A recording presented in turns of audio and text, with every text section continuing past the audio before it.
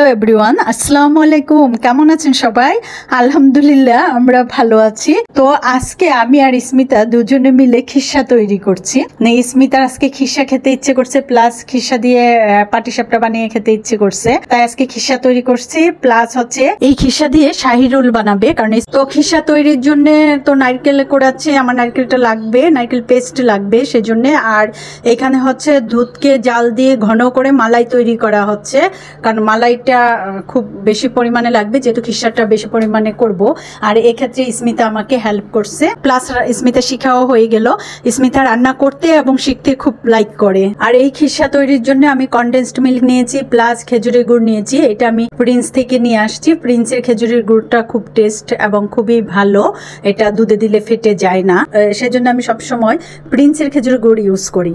এর মধ্যে দুধ জাল হয়ে মালাই আকার ধারণ করেছে, আর সঙ্গে সঙ্গে নারকেল ব্লেন্ড করে পেস্ট করে তৈরি করে নিয়েছিলাম, সেই পেস্টটা দিয়ে দিচ্ছি।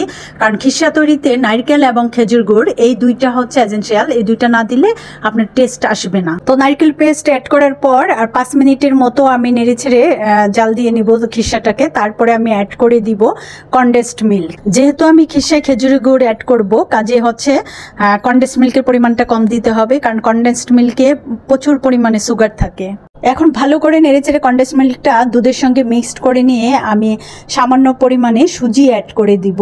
সুজি অথবা চাউলের গুঁড়া দিতে হয়, কিন্তু চাউলের গুঁড়ায় এত টেস্ট হয় না, তাই আমি সুজিটা অলওয়েজই অ্যাড করি। আর এই সুজিটা আপনি যে কোনো ব্র্যান্ডের ইউজ করতে পারেন। সুজি দেওয়ার সঙ্গে সঙ্গে আপনাকে অনবরত নাড়তে হবে, না হয় সুজিটা চাপ ধরে যাবে।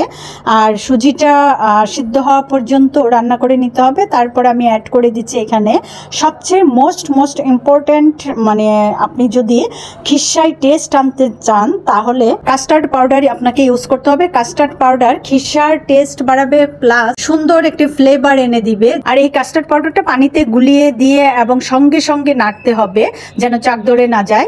আর কাস্টার্ড পাউডার দিয়ে নেড়ে চেড়ে মিক্সড করে নিয়ে অ্যাড করে দিচ্ছি কয়েক চামচ গুঁড়া দুধ। আর গুঁড়া দুধটা আপনার উপর ডিপেন্ড করে কতটুকু দিবেন, যত বেশি দিবেন তত হচ্ছে টেস্ট বাড়ে। তো টেস্টের জন্যই তো আসলে আমরা কাস্টার্ড পাউডার প্লাস গুঁড়া দুধ ইউজ করছি, তো এটা আপনার উপরেই ডিপেন্ড করবে। লাস্ট উপকরণ হিসাবে আমি অ্যাড করে দিচ্ছি এখন খেজুরের গুড়। খেজুরের গুড় অ্যাড করার পর ভালো করে নেড়ে চেড়ে দিতে হবে, খেজুরের গুড়টা যেন খিসার সঙ্গে ভালো করে মিশে যায়। আর এতক্ষণে অবশ্যই আপনারা বুঝতে পেরেছেন যে স্মিতা কেন বাহিরের শাহী রোল বা কি বলে পাটিসাপটা খায় না আমার হাতের ছাড়া। মানে বাইরে যেগুলি বিক্রি করেন সেগুলি তো আসলে এত উপকরণ দিয়ে তারা বানায় না, আর এত উপকরণ দিয়ে বানালে তাদের পোষাবেও না।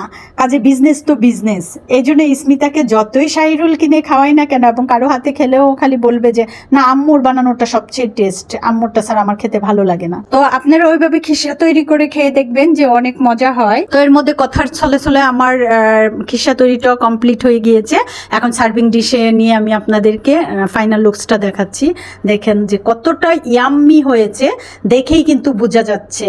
খেয়ে যে দেখতে হবে যে ইয়াম্মি হয়েছে কি না তা কিন্তু না, যে কোনো খাবার তার লুকস দেখেই বলে দেওয়া যায় যে এটা কতটা ইয়াম্মি হয়েছে কি ইয়াম্মি হয়নি। এখান থেকে অনেকটা খিসা স্পন্দন স্মিতা এখন খেয়ে নিবে, কারণ ওরা অপেক্ষা করছে যে কখন খিসাটা রেডি হবে।